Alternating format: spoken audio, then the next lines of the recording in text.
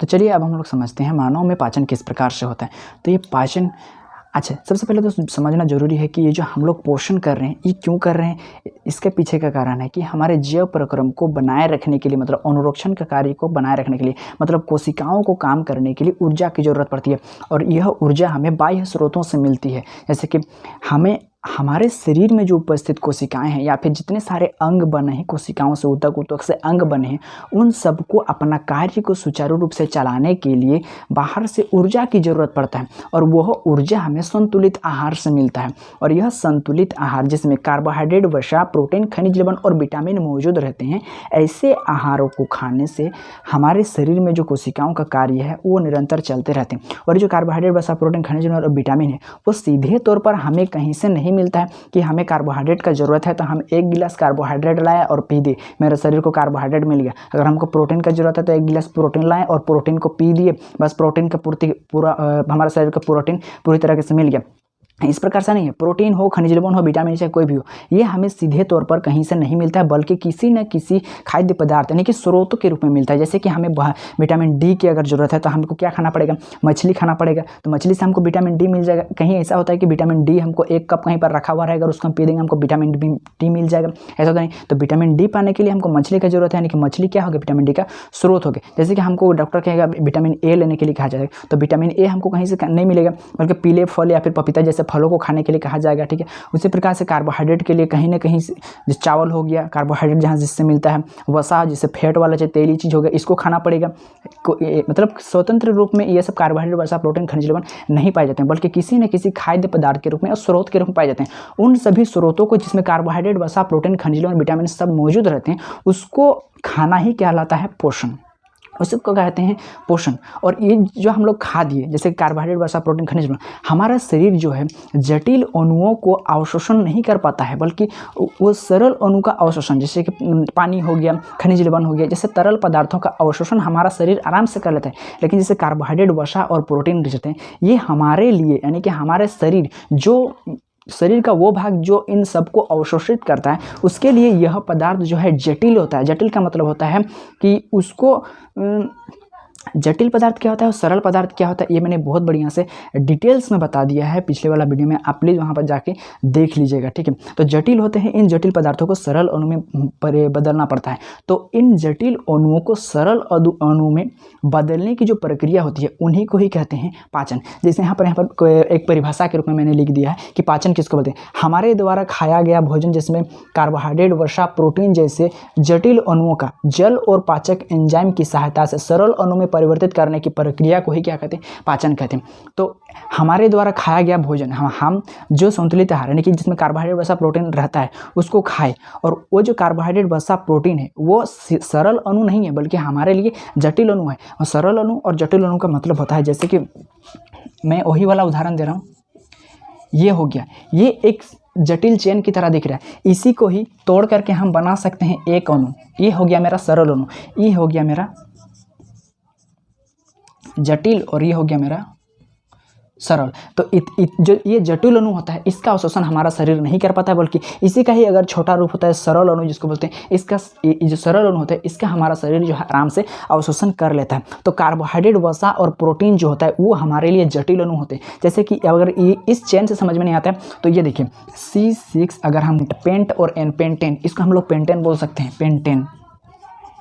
Pentane. लेकिन यहाँ पर कार्बन की संख्या मेरा कितना है, 5 है, कार्बन की संख्या मेरा 5 है। ये मेरे लिए अगर देखें तो यह एक जटिल अणु है। तो इसका सरल अणु किस प्रकार से होगा, तो इसका सरल अणु बनाने के लिए हम n बराबर 5 न लेकर के कितना लेंगे, 1 अगर या फिर 1 2 ले लेके देखते हैं, तो मेरा क्या हो जाता है C2H, H2 दूना 4 और 2 6। यह देखिए, मतलब ये जो मेरा अगर हम लोग इसको अगर हम लोग संरचना बनाएंगे तो C1 2 3 4 5 H3 H2 H2 H2 H3, इस प्रकार से इसका एक जटिल संरचना बनेगा। और उसी की तुलना में अगर हम लोग इसको बनाएंगे तो ये C 2 ठो बनेगा, H3 मेरा बन गया ये सरल अणु।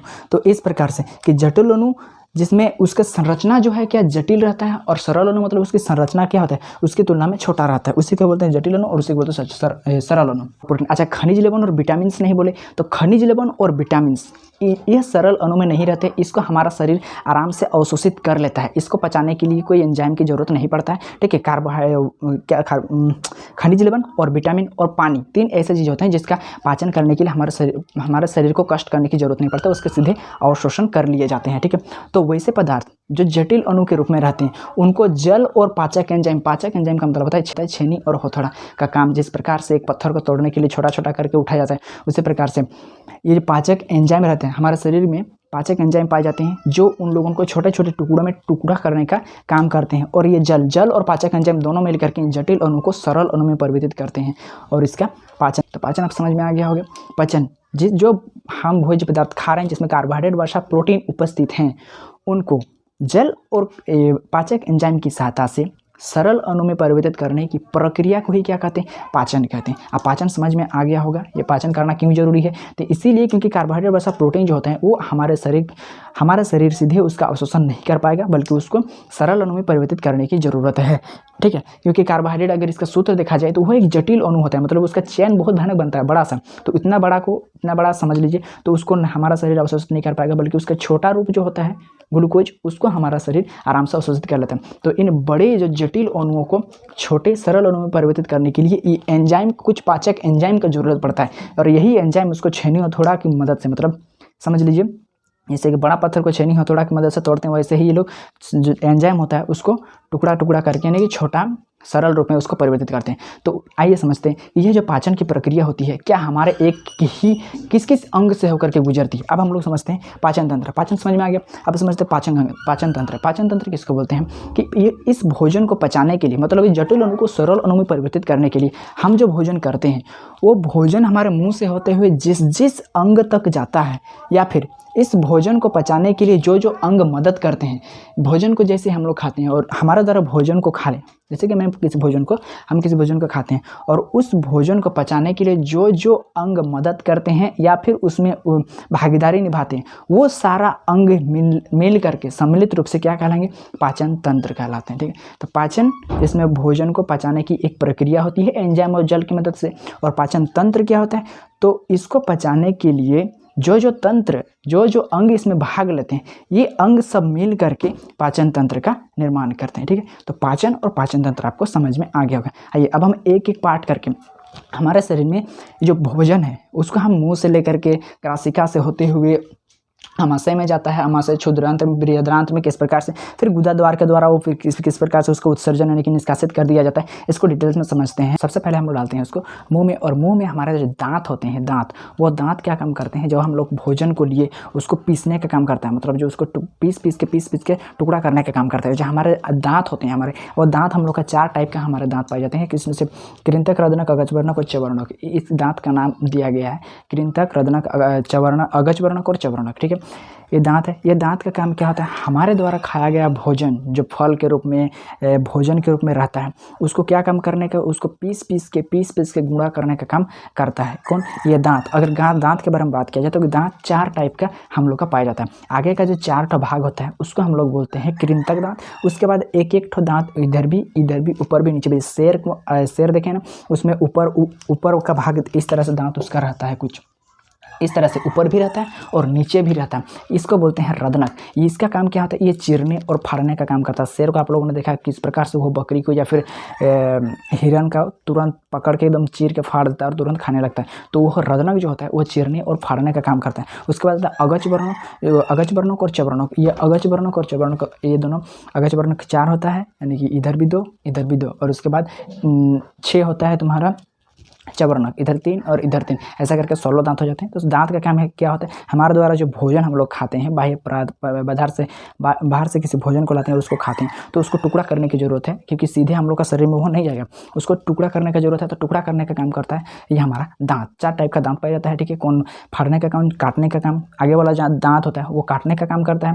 बीच वाला जो एक दांत हम लोग का रदनक पाया जाता है वो चीरने फाड़ने का काम करता है। उसके बाद अगजवर्णक और चवर्णक जो होता है वो चबाने का काम करता है, ठीक है। इस प्रकार से दांत हमारे द्वारा खाया गया भोजन को पीसने का काम करता है, पीस पीस के वो छोटा करता है। लेकिन ये पीस पीस के पाउडर तो बनाता है, लेकिन इसको वैसे पाउडर के रूप में हमारा शरीर ग्रहण नहीं करेगा। इसके लिए क्या करना पड़ेगा, उसको गीला करना पड़ेगा, ठीक है, उसको गीला करना पड़ेगा। तो गीला करने के लिए इसके बाद हम लोग का वहाँ पर एक और अंग शरीर का पाया जाता है जिसको हम लोग जीभ कहते हैं, ठीक है। इस जीभ में आप बहुत सारे स्वाद कलिकाएँ भी देखे होंगे, मतलब जीभ के ऊपर में आप अगर गौर किए हैं ना तो देखिएगा ऊपर उठा होता ऐसे ऐसे ऐसे ऐसे मतलब कलिकाएँ वहाँ पर पाया जाता है। जैसे कि आप लोग चाय पीते हैं ना, तो हम लोग अगर चाय पीते हैं और गर्मा गर्म चाय पीते हैं तो क्या होता है, एकदम बोलेंगे मेरा जीभे जल गया, और क्या नहीं हो रहा है, हम कोई खा रहे हैं तो उसका स्वाद का पता ही नहीं चल रहा है। ये क्यों हो रहा है, क्योंकि हम जब खाए ना तो उस स्वाद कलिकाएँ क्या हो जाता है, गर्म होकर थोड़ा जल जाता है, यानी कि कोशिका वहाँ का काम करना अपना बंद कर देता है। क्योंकि हमारा जो जीभ होता है उसका मेन काम होता है स्वाद का पता लगाना। तो और हम जब गर्मा गर्म खा दिए तो उसका कलिका सबको ही क्या कर दिए, उसको डिफेक्ट कर दिए, मतलब थोड़ा सा उसको प्रभावित कर दिए। इसलिए थोड़ा सा दिन लग जाता है जब हम लोग चाय पी के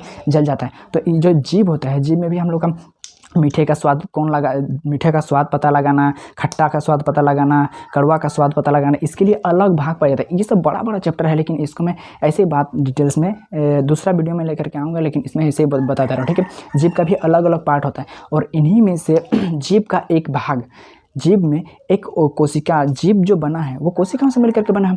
तो ऐसी कोशिकाएं कुछ कुछ स्पेशल कोशिकाएं सब मिल करके जीभ के एक जगह पर एक अपना ग्रंथि बना लिया है। ग्रंथि कहने का मतलब है जैसे कि ये जो आमाशय ये भी कोशिकाओं से मिल करके बना होता है। पर जो यहाँ पर कोशिका सब मिल रहा है तो ये लोग स्पेशल, यहाँ पर जो कोशिका मिल रहे हैं ये लोग स्पेशल इस प्रकार से कोई कोशिका सब जमा हो गया, और बाद में देखा गया कि यहाँ से कुछ न कुछ रस निकलती है। तो इस प्रकार से जो जीभ होता है हम लोग का, इस जीभ में भी कोशिकाओं से कुछ कोशिका यानी कि स्पेशल कोशिका सब मिल करके कुछ ग्रंथि का निर्माण करते हैं, और उस ग्रंथि को हम लोग बोलते हैं, उस ग्रंथि को जो लाला रस निकालने के लिए जिम्मेदार होता है, उस ग्रंथि से लाला रस जिसको एमिलेस कहते हैं निकलता है, और उसमें 2 प्रकार का एंजाइम पाया जाता है। अब ये एंजाइम क्या होता है बोलिएगा, तो एंजाइम ही है छेनी और हथौड़ा, जो जटिल पदार्थ है उसको ठोक के छोटा करने वाला सब है।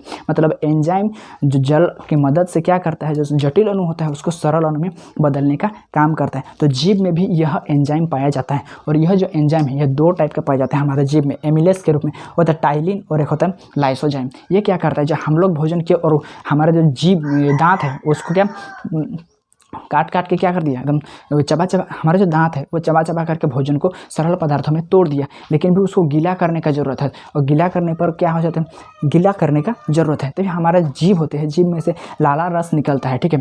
जिससे हम लोग जैसे कि कोई खट्टा पदार्थ देख लिए, कहीं पर पानी पूरी देख लिए तो मुँह में पानी आ गया बोलते हैं, एक्चुअली में वो पानी क्या है, वो लाला ग्रंथि से निकलने वाला एक रस है। वो पानी जो होता है वो लाला ग्रंथि से निकलने वाला एक रस होता है, जो पाचक, उसी रस में कुछ पाचक एंजाइम भी पाए जाते हैं जिसको टाइलिन या लाइसोजाइम, टाइलिन और लाइसोजाइम कहा जाता है। इस टाइलिन का काम क्या होता है, जो हम लोग भोजन किए, जो हम खाना खाए उसमें से कार्बोहाइड्रेट वसा प्रोटीन, ये 3 चीज़ तो है ही है। तो इसमें से जो कार्बोहाइड्रेट रहता है ना, कार्बोहाइड्रेट यानी कि जो चावल हम लोग खाते हैं, चावल, तो चावल एक पौधे द्वारा उगाया गया। अब मैंने आपको पहले ही बता दिया है कि वो लोग स्टार्च के रूप में, मंड के रूप में कुछ भोजन को यानी कि कार्बोहाइड्रेट को छुपा करके रखते हैं, और वही तो फल के रूप में भी रहता है, छिपा कर रखते हैं, मतलब चावल के रूप में कुछ रहता है। तो वही चावल ठोकर जब हम लोग खाना बना करके खाते हैं तो उसमें कार्बोहाइड्रेट मिलेगा ना, तो वो कार्बोहाइड्रेट को पचाने के लिए ये टाइलिन मदद करता है हम लोगों का।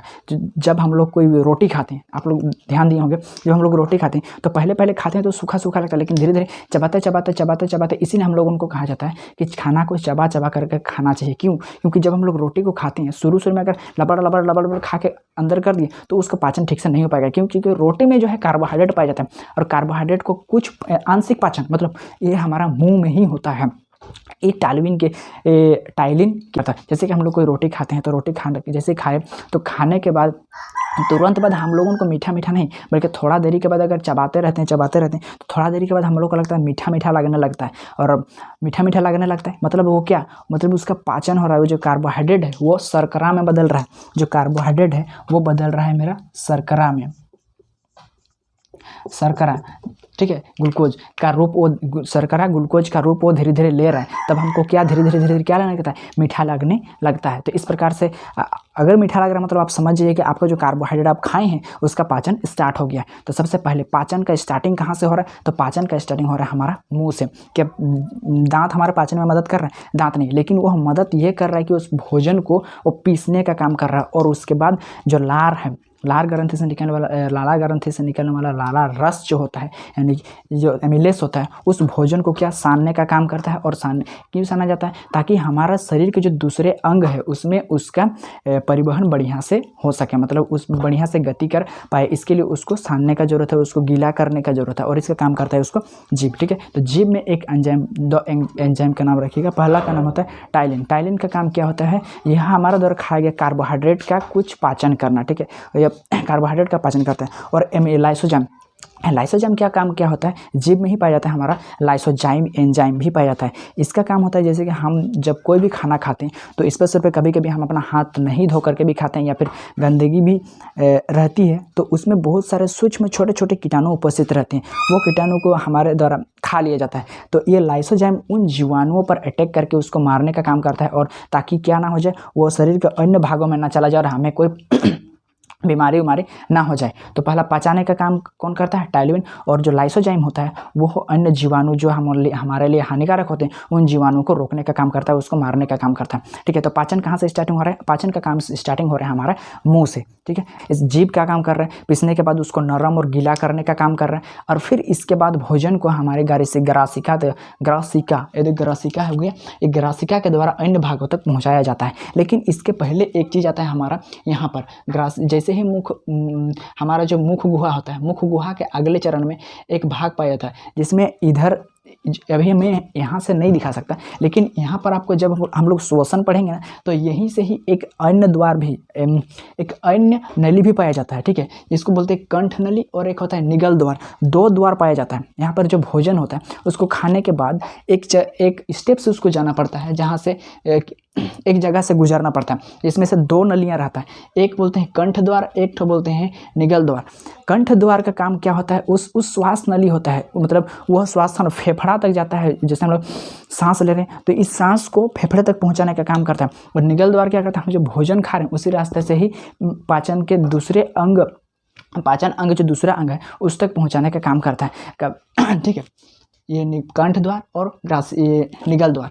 जैसे कि हम लोग कोई भोजन कर रहे हैं तो भोजन करते समय क्या होता है, इसको अगर हम लोग इधर का द्वार भी खुला रहेगा, ये वाला ये जो दिख रहा है ये द्वार भी खुला रहेगा और ये द्वार भी खुला रहेगा, तो हमारे द्वारा भोजन जो करेंगे हम लोग भोजन, वो इस साइड भी चला जाएगा और इस साइड भी चला जाएगा, मतलब फेफड़े में भी। और फेफड़ा किस लिए? वो तो ऑक्सीजन या फिर कोई गैसों को संचित करने के लिए है फेफड़ा, है कि नहीं? लेकिन वो खाना कहाँ पर चलाएगा? फेफड़े में भी।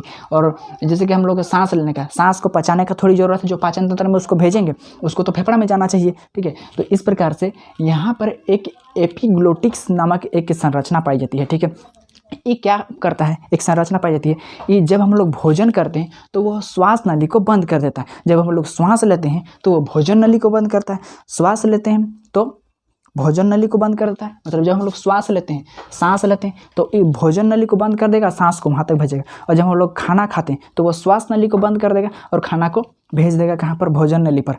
देखिएगा, आप कभी ऐसा कर सकते हैं कि आप खाना भी खाइए, खाना भी खा रहे हैं और सांस भी, खाना को भी अंदर ले जाइए और सांस को भी अंदर कर लीजिए। क्या दोनों काम एक साथ में होगा? नहीं होगा। लेकिन अचानक कभी कभी जब हम लोग खाना खाते समय बड़ों का बात ना मान करके किसी के साथ बात कर करके खाना खाते हैं तो क्या हो जाता है, हमारा दिमाग तक यह संदेश भेज दिया जाता है हमारे शरीर के द्वारा कि बात भी कर रहा है उसके साथ में खाना भी, दोनों का संदेश एक साथ चल जाता है। तब ये बेचारा जो एपिग्लोटिक्स होता है वो ना इधर हो पाता है ना इधर हो पाता है। तब क्या हो जाता है, खाना का कुछ भाग इधर चला जाता है, कुछ भाग इधर चला जाता है। लेकिन ये तो है फेफड़ा, हम लोग खाना का पाचन नहीं कर सकते, तब यह खाना वापस भेज दिया जाता। तब हम लोग खाते हैं इधर से, और हम लोग जब खांसी जब हम लोग खाना खा लेते हैं, जब वह निकलता है तब क्या नाक तरफ से निकल जाता है। कैसे? खाए थे मुंह से, लेकिन खाना का एक दो दाना नाक तरफ से निकल जाता, वो इसी के वजह से होता है। ठीक है, तो जब हम लोग भोजन को मुंह से बाहर निकलता है तो उसको इस जगह से होकर गुजरना पड़ता है। ठीक है, यहाँ पर जो दो नली रहता है, एक होता है मेरा कंठ द्वार और एक होता है मेरा निगल द्वार। कंठ द्वार और निगल द्वार। कंठ द्वार श्वसन के लिए होता है, मतलब गैसों का परिवहन करने के लिए, मतलब गैस को वो आने देता है। और जो निगल द्वार होता है वो भोजन जो खा रहे हैं उसको ले जाने होता है, और इसके बीच में टेका करने का काम करता है ये एपिग्लोटिक्स। जब इसको भोजन को पाचन तंत्र में भेजना होता है तो इसको बंद कर लेता है, जब सांस को ले जाता है तो इसको बंद कर देता है, क्योंकि ये जो मुंह और ये भाग एक साथ यहाँ पर दोनों का नली एक ही होता है। इसमें एपोग्लोटिक्स बहुत ज़्यादा मदद करता है और एपिग्लोटिक्स इसको कभी कभी दिमाग गलत संदेश दे देता है, जिसमें से क्या दोनों का कार्य को संतुलन, मतलब दोनों का कार्य हो जाता है। मतलब ये आधा बंद ही नहीं कर पाता, इधर का भी नहीं उधर का भी नहीं, तब हमारा शरीर क्या होता है, नाक तो चला जाता है, नाक तरफ से निकलता है, मतलब क्या वो कंठ द्वार में चला जाता है और कंठ द्वार फेफड़ा उसको स्वीकार नहीं करता है, वापस भेजता है, जिससे हमारा जो ये होता है वो नाक तरफ से, क्योंकि ये जो कंठ द्वार होता है, जो सांस ले रहे हैं उसका द्वार तो नाक है, इसीलिए यह खाना, जितना खाना हमारा कंठ द्वार में चला जाता है वो वापस नाक के द्वारा फिर से भेज दिया जाता है। ठीक है, ये समझ गए आप लोग कंठ द्वार क्या होता है और निगल द्वार क्या होता है। इसके बाद आता है हमारा भोजन इस ग्रासिका में। ग्रासिका में कोई पाचन नहीं होता है, लेकिन ग्रासिका के यहाँ पर जो भोजन होता है वो क्रमानुकुंचन गति से भोजन का गति होता है। ये क्रमानुकुंचन गति क्या होता है, तो ये इस प्रकार से गति होता है, यहाँ पर से कोई अगर भोजन आ रहा है तो ऊपर से उसको चिप चिप के उसको अंदर की ओर धकेला जाता है। इस प्रकार से गति को ही क्रमानुकुंचन गति कहते हैं। और इस प्रकार से ग्रासिका से होते हुए भोजन मेरा कहाँ पर जाता है, वो आमाशय में जाता है। यह आमाशय जो होता है, आमाशय एक ब्लैडर की तरह होता है। जब हम लोग खाना खाते हैं तो ये अपना सतही क्षेत्रफल को बढ़ा सकता है, घटा सकता है। ठीक है, और ये जो आमाशय होता है यह विभिन्न प्रकार के कोशिकाओं से मिल करके बना, जो कोशिका से भी इसमें मिल करके बना रहता है, वो कोशिका स्पेशली कुछ ग्रंथि का यहाँ भी निर्माण करते हैं। जिस प्रकार से जीव में भी कुछ ग्रंथि का निर्माण हुआ था जहाँ से पाचक एंजाइम स्रावित हो रहा था, उसी प्रकार से जो आमाशय होता है यहाँ पर भी कुछ कोशिका से स्पेशली अपना जगह बनाते हैं और वो सब आपस में जठर ग्रंथि का निर्माण करते हैं। ठीक है, जैसे कि ये HCl, श्लेष्मा, पेप्सिन, ये सब स्रावित होता है कुछ जगहों से। जैसे कि आमाशय हो गया, यहाँ से HCl स्रावित होगा, कहीं से श्लेष्मा स्रावित हो रहा है, कहाँ से पेप्सिन स्रावित हो रहा है, तो यही सब जगह मिल करके जठर ग्रंथि का निर्माण करते हैं। तो जठर ग्रंथि कहाँ पर पाया जाता है, वो हमारे आमाशय में पाया जाता है। ठीक है, तो आमाशय में ये HCl, श्लेष्मा और पेप्टिन, तो वही समझते हैं कि HCl का काम क्या होता है। हमारे द्वारा जो भोजन खाया गया सबसे पहले दांत ने उसको कचर मचर कर दिया, मतलब उसको पीस दिया, फिर जीभ क्या उसको सानने का काम किया और ग्रासिका से होते हैं हम लोग का ये में भेज दिया। अच्छा, वहाँ पर एक एंजाइम लाइसोजाइम भी पाया जाता है। उसने क्या किया था, जितना भी अगर कोई जीवाणु हमारे शरीर में खाना के द्वारा प्रवेश कर गए तो उसको मारने का काम करता है। फिर उसके बाद ग्रासिका से होते हमारे आमाशय में आ गया। आमाशय में भी हाइड्रोक्लोरिक अम्ल पाया जाता है। ये हाइड्रोक्लोरिक अम्ल क्या करता है, ये हाइड्रोक्लोरिक अम्ल क्या काम करता है, ये भी हमारे जीवाणुओं को मारने का काम करते हैं। जैसे कि हम लोग कोई भोजन करते हैं, अगर वह एमाइलेज के द्वारा नहीं मारा पाता तो HCl, हाइड्रोक्लोरिक अम्ल, जो एक बहुत ही प्रबल अम्ल पाया जाता है, प्रबल अम्ल इसको कहा जाता है। ये H2SO4 मतलब सल्फ्यूरिक अम्ल से भी ज़्यादा खतरनाक होता है। जो हम लोग एसिड देखते हैं ना, यानी कि ट्रांसफार्मर या फिर बैटरी में, जिसमें हम लोग H2SO4 सल्फ्यूरिक अम्ल उसमें डाला जाता है, उससे भी बड़ी भयानक होता है ये HCl, हाइड्रोक्लोरिक अम्ल, सल्फ्यूरिक, ये पाया जाता है। जब वहाँ ग्रासिका से होते भोजन हमारे आमाशय में आ जाता है तो वहाँ पर जितने भी सारे जीवाणु सब रहते हैं उन सबको मारने का काम करता है यह HCl। ठीक है, और कभी कभी हम लोगों ने देखे हैं कि रात को जब कभी हम लोग ज़्यादा खा लेते हैं और रात को ठीक से जब आराम नहीं करते हैं तो क्या होता है कि हमें डकार आने लगता है, धुआं, मतलब हम बोलते हैं कि हमारा भोजन का पाचन नहीं हुआ, हमको एसिडिटी हो जाता है। ठीक है, तो एसिडिटी हो जाता है मतलब ये होता है कि जिस प्रकार जैसे जैसे हम लोग खाना खाते हैं ना, तो वैसे वैसे ये हाइड्रोक्लोरिक अम्ल भी हमारे आमाशय में स्रावित होने लगता है। इस जठर ग्रंथि में हाइड्रोक्लोरिक अम्ल का स्रावन होता है। तो जब हम लोग खाना को खाते हैं और हम लोग आराम नहीं करते हैं तो ऐसी स्थिति में हमें अपच उत्पन्न हो जाता है, मतलब अपच की स्थिति उत्पन्न हो जाता है। मतलब जैसे कि हम लोग अधिकतर देखा जाता है, जैसे कि हम लोग कोई शादी पार्टी में चले गए हैं, ठीक है, और शादी पार्टी में चले गए और दबा के खा तो दिए हैं, लेकिन हम लोगों ने रात को डांस किए, लेकिन डांस वांस किए, एकदम पूरा रात जागे, लेकिन हम लोग कोई सोए नहीं, क्योंकि हमारा अभी आपको बताया कि भोजन आने के बाद हमारे आमाशय में 4 घंटे तक लगभग रहता है और इस समय हमें सख्त आराम की ज़रूरत पड़ती है। आराम की ज़रूरत क्यों पड़ती है?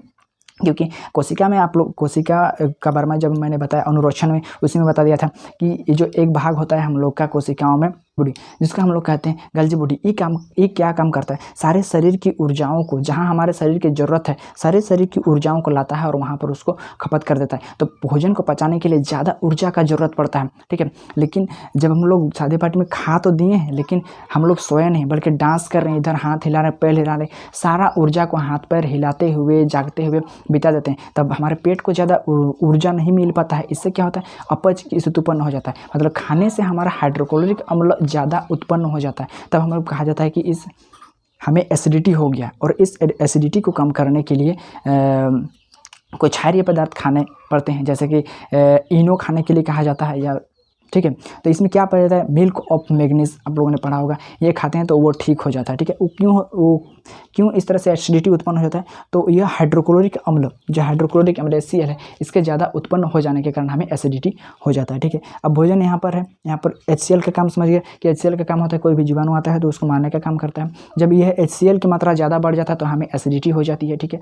और कभी कभी आप लोगों ने इसे भी देखे, जब हम लोग ज़्यादा खा देते हैं तो क्या होता है, खाने के बाद कभी कभी उल्टी भी हो जाता है, और उल्टी होने से बोलते हैं कि मेरा गला छील गया, ठीक है, मेरा गला छील गया, मुंह का स्वाद अच्छा नहीं लग रहा, तो गला छील गया बोलते हैं, फिर गला में घाव हो गया बोलते हैं। तो ये क्यों होता है, देखिए, क्योंकि आमाशय में आ गया है भोजन। अब जब वो हो यहाँ पर, क्योंकि जो गला होता है इसमें परमाणु चुकन गति, परमाणु संकुचन गति होता है, मतलब ऊपर से दबा दबा करके आता है। इसके अगेंस्ट जब उल्टी होता है तो इसके ऊपर से चला जाता है, और यहाँ पर उत्पन्न हुआ था हाइड्रोक्लोरिक अम्ल, और वह हाइड्रोक्लोरिक अम्ल गला से होते हुए बाहर निकलता था। गला में मतलब हाइड्रोक्लोरिक का थोड़ा सा तो गुण पाया जाता है, वही हाइड्रोक्लोरिक अम्ल हम लोग गला को छालने का काम करता है बोलते हैं, और हमको घाव टाइप का महसूस होता है, वहाँ पर ठीक नहीं लगता है, इस हाइड्रोक्लोरिक अम्ल की वजह से छिल गया है बोलते हैं, ठीक है। तो फिर आप बोलेगा लेकिन ये तो आमाशय में पाया जाता है, तो आमाशय को क्यों नहीं इफेक्ट कर पाता है, आमाशय को तो जला देना चाहिए, क्योंकि इतना खतरनाक हाइड्रोक्लोरिक अम्ल है और वह आमाशय में पाया जाता है, तो आमाशय को जला देना चाहिए, नहीं। तो इसके लिए श्लेष्मा भी पाया जाता है यहाँ पर आमाशय में। श्लेष्मा का काम क्या होता है कि यह श्लेष्मा ये क्षारीय प्रकृति की होती है। श्लेष्मा जो होता है वह क्षारीय प्रकृति की होती है, मतलब ये अम्ल प्रकृति का होता है और ये क्षारीय, और ये जो निर्माण होता है वो जितना भी आमाशय के दीवारों पर इस तरह से निर्माण होता है, और इधर में HCl अगर उत्पन्न होगा तो यह इसको टच होने नहीं देगा, किसी हमारे जो आमाशय के जो चमड़ी होती है या फिर जो दीवार होता है उस पर टच ही होने नहीं देता, क्योंकि यह क्षारीय प्रकृति होती है और यह अम्ल प्रकृति का होता है। तो अगर तो क्या करता है, ये इसको प्रभावहीन बना देता है, ठीक है। इसीलिए आमाशय को HCl से कोई खतरा नहीं है, लेकिन जब उल्टी होता है और हमारे शरीर से होते निकल जाता है तो कुछ HCl का भाग हमारे जो गला होता है उसको ख़राब कर देते हैं, ठीक है। तो एसिडिटी क्यों होती है ये समझ में आ गया आप लोगों को, ठीक है। इसके बाद हमारा भोजन यहाँ पर आ जाता है, और यहाँ पर 4 घंटे तक 5 घंटे तक रहने के बाद फिर उसको क्षुद्रांत भेज दिया, यहाँ पर भी पूरा पाचन नहीं होता है, ठीक है। HCl और उसके बाद पेप्सिन, यहाँ पर एक एंजाइम पाया जाता है हमारे जो आमाशय होता है, इस आमाशय में पेप्सिन नाम का एक एंजाइम पाया जाता है। सबसे पहले मुंह में लिए तो कार्बोहाइड्रेट को शर्करा में बदल दिया, एक एंजाइम आया था, ठीक है। अब दूसरा पाचन हम लोगों ने यहाँ पर देखने वाले हैं प्रोटीन का। कार्बोहाइड्रेट, वसा और प्रोटीन, 3 ही चीज़ का हम लोग का पाचन करना है। तो यहाँ पर आया था पेप्सिन। पेप्सिन क्या करता है, पेप्सिन जो होता है, जो हम लोग प्रोटीन खाए थे उस प्रोटीन को पचाने में मदद करता है। जब हम लोग प्रोटीन खाए, पेप्सिन एंजाइम प्रोटीन को पेप्टिन में चेंज कर देता है, मतलब ये जटिल अणु था, थोड़ा कम जटिल अणु में उसको तोड़ने का काम करता है। कौन, ये पेप्सिन जो हम लोग खाए, ठीक है, प्रोटीन जो हम लोग खाते हैं उसको पेप्सिन जो है पेप्टिन में उसको तोड़ने का काम करता है। इसके बाद खाना यहाँ पर पूरा पचने के बाद जितने सारी प्रक्रिया होती है, यानी कि हाइड्रोक्लोरिक अम्ल और HCl पेप्सिन प्रोटीन को पाचन कर लेता है, और इसके बाद यहाँ पर कुछ देरी के बाद यह भोजन चला जाता है हमारा क्षुद्रांत्र में। यहाँ पर कुछ देरी के बाद भोजन चला जाता है हमारा क्षुद्रांत्र में, और इस क्षुद्रांत्र में आने के बाद यहीं पर जो होता है, यहाँ इस भाग में आ जाता है मेरा भोजन, इस क्षुद्रांत के इस जगह में, और यहाँ पर ही भोजन का पूर्ण पाचन होता है। क्षुद्रांत जहाँ पर भोजन का पूर्ण पाचन होता है, क्यों, किस प्रकार से होता है, क्षुद्रांत्र में स्पेशली कोई रस नहीं पाया जाता है, ठीक है। क्षुद्रांत्र में एंजाइम स्पेशली नहीं पाया जाता है, मतलब कोई ग्रंथि नहीं पाया जाता है, जो कि क्षुद्रांत में आया तो क्षुद्रांत में मतलब बहुत ज़्यादा ग्रंथि पाया जाता होगा और वो लोग भोजन का पूर्ण रूप से पाचन करते हैं, ऐसा कोई बात नहीं है। क्षुद्रांत में नहीं पाया जाता है, लेकिन क्षुद्रांत में भोजन आने के बाद इधर से मेरा एक आग्नाशय पाया जाता है, जिसको आग्नाशय कहा जाता है। इस आग्नाशय में जो है पूर्ण पाचक एंजाइम पाया जाता है। पाचक एंजाइम का मतलब होता है प्रोटीन का भी यहाँ पर पूर्ण पाचन हो जाता है, यहाँ पर नहीं। वह पाचन करने के लिए वो आग्नाशय में आता नहीं है, लेकिन उसको पचाने के लिए जैसे ही भोजन जैसे ही क्षुद्रांत में आ जाता है तब यहाँ पर उसका पूर्ण पाचन होगा। किसकी मदद से, ऐसी आग्नाशय की मदद से, यकृत की मदद से। जैसे कि मेरा भोजन क्षुद्रांत में आ जाता है, यदि यहाँ पर मेरा क्षुद्रांत है, ये वाला भाग इस क्षुद्रांत्र में जैसे ही आ जाता है तो यहाँ पर आने के बाद भोजन, जिसमें से अब कार्बोहाइड्रेट मेरा पेप्टिन में बदल चुका है। इस पेप्टिन को पचाना है, कार्बोहाइड्रेट को पचाना है और वसा को पचाना है। और देखिए जो इधर से खाना आ चुका रहता है वो, क्योंकि यहाँ पर HCl हाइड्रोक्लोरिक अम्ल पाया जाता है, और यहाँ से आने के बाद जितना खाना था वो मेरा अम्लीय हो चुका रहता है। तो और यहाँ पर मेरा कहता है ये पूर्णपाचक एंजाइम जिसके पास रहता है, यानी कि अग्नाशय कहता है कि मैं अम्लीय भोजन पर कोई कार्य नहीं कर सकता, मैं जो भोजन अम्लीय है उस पर काम नहीं कर सकता। मेरा एंजाइम जो अम्लीय पदार्थ वहाँ से आया है, अम्लीय पदार्थ होने की वजह से उस पर कार्य नहीं कर सकता। तब यह क्या करता है, यकृत जो जहाँ पर पित्त रस का स्राव एक जगह पर वो स्टोर करके रहता है, पित्ताशय जहाँ पर जिसको बोलते हैं, वहाँ पर पित्त रस पाया जाता है। वो क्या रहता है, वो भी एक प्रकार का बहुत ही क्षारीय प्रकृति का पदार्थ होता है। यकृत स्टोर करके रहता है पित्त रस को पित्ताशय में। ये बहुत ही खतरनाक क्षारीय प्रकृति का होता है। ये क्या करता है, तब यहाँ से कुछ यहाँ पर से स्रावित करके पित्त रस का इधर भेज देता है। इस भोजन को जो अम्लीय था उसको क्षारीय बना देता है। यहाँ से पित्त रस को वहाँ पर भेज देता है, जिससे अम्लीय भोजन जो है क्या होता है वो क्षारीय हो जाता है। और क्या होता है क्षारीय होने के बाद यह मेरा पेप्टिन जो होता है, जो प्रोटीन पेप्टिन में बदल चुका था, यहाँ पर पाया जाता है ट्रिप्सिन, एमाइलेज और लाइपेज। हमारे अग्नाशय में 3 टाइप का एंजाइम पाया जाता है, पूर्णपाचक एंजाइम 3 टाइप का पाया जाता है, और वो है ट्रिप्सिन, एमाइलेज और lipase. Trypsin, amylase, lipase. Trypsin, amylase, lipase. Trypsin, amylase, lipase. Trypsin, amylase, lipase. Trypsin क्या करता है, जो हम लोग पेप्टिन बदले थे उस पेप्टिन का पूर्ण पाचन कर देता है एमिनो अम्ल में। एमाइलेज क्या करता है, जो कार्बोहाइड्रेट, कुछ कार्बोहाइड्रेट तो मेरा मुंह में ही उसका पाचन हो चुका था, लेकिन पूर्ण पाचन नहीं, आंशिक पाचन बताए थे। तो एमाइलेज क्या करता है, जो कार्बोहाइड्रेट है उसको ग्लूकोज में बदल देता है, और लाइपेज वसा को वसा अम्ल में। देखिए क्योंकि इधर से जो खाना आता है ना, उसमें से ट्रिप्सिन और कार्बोहाइड्रेट, मतलब पेप्टिन और कार्बोहाइड्रेट जो आता है उसको पचाता है ट्रिप्सिन और एमाइलेज। लेकिन लाइपेज क्या करता है, जो वसा उधर से आता है वो बड़ी गोलिकाओं के रूप में रहता है, मतलब यह जटिल टाइप का रहता है। यहाँ से आने के बाद भी जिस प्रकार से ट्रिप्सिन और एमाइलेज पेप्टिन और कार्बोहाइड्रेट को पाचन कर देते हैं, उसी प्रकार से तुरंत नहीं करता है। ये इसको और ज़्यादा इसको क्षारीय मतलब तोड़ने का जरूरत रहता है, तब यकृत से कुछ रस स्रावित होता है, ठीक है। और वो क्या करता है, ये जो वसा जो जटिल, थोड़ा हार्ड जटिल रहता है, उसको कम जटिल मतलब क्षारीय प्रकृति का बना देता है। और क्या करता है, यह लाइपेज वसा को वसा अम्ल या ग्लिसरॉल में बदल देता है। तो समझिए आप लोग किस प्रकार से क्षुद्रांत्र में किस प्रकार से भोजन का पाचन होता है। भोजन का पूर्ण पाचन कहाँ पर होता है, तो क्षुद्रांत्र में होता है। किसकी मदद से होता है, इधर से मेरा ये पित्ताशय यानी कि यकृत भी मदद करता है और अग्नाशय भी मदद करता है। यकृत का काम क्या होता है, जो आमाशय से आया हुआ भोजन जो अम्लीय रहता है उसको क्षारीय बनाने का काम करता है। और उसके बाद जैसे ही क्षारीय बन जाता है तो ट्रिप्सिन, लाइपेज और एमाइलेज, ट्रिप्सिन जो पेप्टिन था उसको एमिनो अम्ल में बदल देता है, लाइसोजाइम कार्बोहाइड्रेट को ग्लूकोज में बदल देता है, और लाइपेज वसा को वसा अम्ल में बदल देता है, ठीक है। ये तो इस प्रकार से यहाँ पर क्षुद्रांत में जो होता है वो भोजन का पूर्ण रूप से पाचन हो जाता है। अब क्या होता है कि क्षुद्रांत अगर हम लोग देखा जाए, छोटी आंत को जो इस यहाँ पर दिखाया गया, इस क्षुद्रांत्र में कुछ इस प्रकार से अंगुलियों के समान उभरी हुई संरचना दिखाई दे रहा है। मतलब जैसे कि ये जो पाचन हो रहा है वो सारी क्रिया यहाँ पर हो रहा है, यहाँ पर, ठीक है। और क्योंकि वह अब सरल पदार्थ में टूट चुका है, ये सरल पदार्थ में वो टूट चुका है, अब यह क्या करेंगे, इसी जो उभरी हुई संरचना है इसी को ही कहा जाता है दीर्घरोम।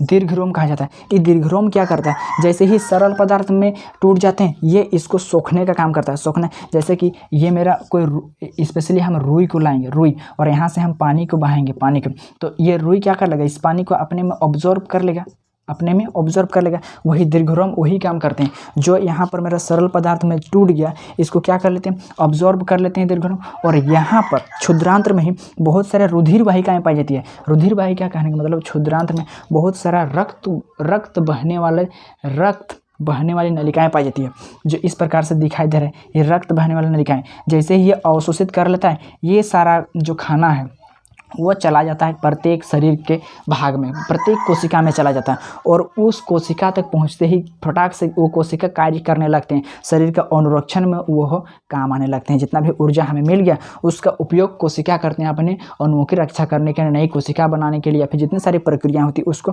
करने के लिए। और इस प्रकार से जो बचा भोजन होता है, इस प्रकार से उसको ले लिया तो जितने सारे सरल पदार्थ में टूट गया था, उन सभी सरल पदार्थों को रुधिर वाहिका के द्वारा प्रत्येक कोशिका में भेज दिया गया क्षुद्रांत में दीर्घरोम की सहायता से। और फिर जो बचा हुआ भोजन आ जाता है बृहदांत्र में, मतलब बड़ी आंत में। इस बड़ी आंत में भी ऐसे अंगुली के समान उभरी हुई संरचना पाई जाती है। ये तो है पचा हुआ भोजन को अवशोषित करने का काम करता है। छोटी आंत में उपस्थित दीर्घरोम पचा हुआ भोजन को अवशोषित करने का काम करता है। लेकिन जो यहाँ पर पाया जाता है, यानी कि दीर्घरोम में जो दीर्घरोम पाया जाता है बड़ी आंत में, बृहदांत्र में जो दीर्घरोम पाए जाते हैं, उसका काम होता है जल का अवशोषण करना। फिर आने के बाद क्या कहते हैं, यह जल का अवशोषण कर लेता है और फिर गुदा द्वार के द्वारा जो मल होता है उसको बाहर निकाल दिया जाता है। जब हम लोग का पेट खराब हो जाता है, आप लोगों ने देखा होगा, तो हम लोग का जो मल होता है वह पानी की तरह निकल जाता है। क्यों? क्योंकि ये जो बड़ी आंत होता है, यहाँ पर जो दीर्घरोम होते हैं, यहाँ पर कुछ खराबी आ जाता है, जिसके वजह से ये दीर्घरोम क्या होते हैं, उस पानी को सोख नहीं पाते हैं। ठीक है, उस पानी को सोख नहीं पाते हैं, जिसकी वजह से क्या हो पाता है, वो बीमारी होता है। मेरा पेट खराब हो गया। और यह पार्ट यहीं पर ख़त्म होता है। ठीक है, थोड़ा लंबा बना, लेकिन ठीक है, मिलते हैं नेक्स्ट वीडियो में।